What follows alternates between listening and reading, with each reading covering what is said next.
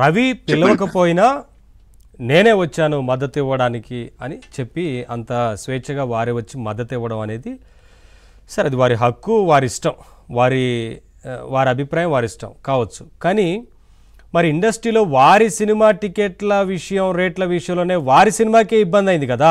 ఆ రోజు మరి అందరి పక్షాన మెగాస్టార్ నిలబడ్డారు కదా, అందరి పక్షాన. మరి ఆ రోజు ఇదే రవి ద్వారా చొరవ తీసుకొని ప్రభుత్వం వద్దకు ఎందుకు వెళ్ళలేకపోయారనే ప్రశ్న వస్తుంది కదా.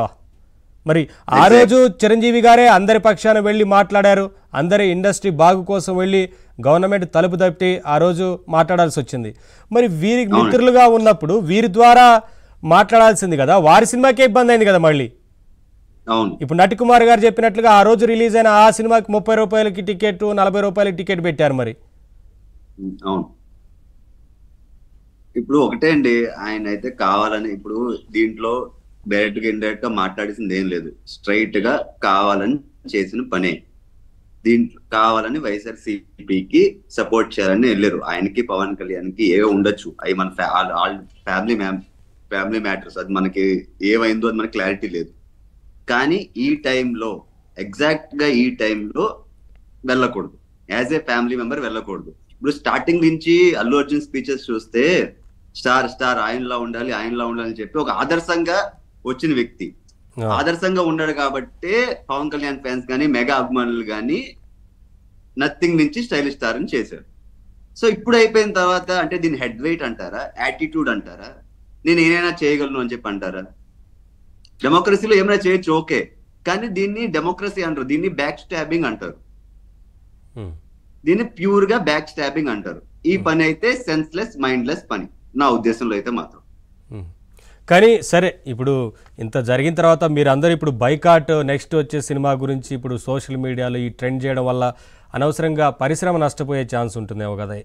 అదే అల్లు అర్జున్ గారికి ఒకటి చెప్తున్నా అండి, అల్లు అర్జున్ గారికి దీని వల్ల ప్రాబ్లం ఉండదు. ఎందుకంటే ఒక హీరోగా అతను ఒక్కడే కాదు కదా, సినిమా ఇండస్ట్రీ మీద ఎంతో మంది ఆధారపడి ఉంటారు కదా, మళ్ళీ వాళ్ళందరూ నష్టపోయే పరిస్థితి. అదే చెప్తున్నా, నేనేం చెప్తున్నా అంటే ఈ విషయంలో అల్లు అర్జున్ కి ప్రాబ్లం ఉండదు, ప్రొడ్యూసర్ కి ప్రాబ్లం ఉండదు. నష్టపోయేది ఎవరు తెలుసా? డిస్ట్రిబ్యూటర్లు. అన్ని కోట్లు పెట్టుకుని ఒక సినిమాని కొనుక్కుంటారు డిస్ట్రిబ్యూటర్లు. ఇప్పుడు ఈ విషయం వల్ల బ్యాన్ పుష్ప 2 అని చెప్పి హ్యాష్ ట్యాగ్ వచ్చి రన్ అయితే ఓపెనింగ్స్ రాకపోతే నష్టం ఎవరికి? డిస్ట్రిబ్యూటర్లకి. ఇక్కడ అల్లు అర్జున్ నష్టపడరు, ప్రొడ్యూసర్ నష్టపడరు, డిస్ట్రిబ్యూటర్ అంతంత డబ్బులు పెట్టి కొనుక్కున్నాడు కాబట్టి డిస్ట్రిబ్యూటర్ నష్టపోతాడు.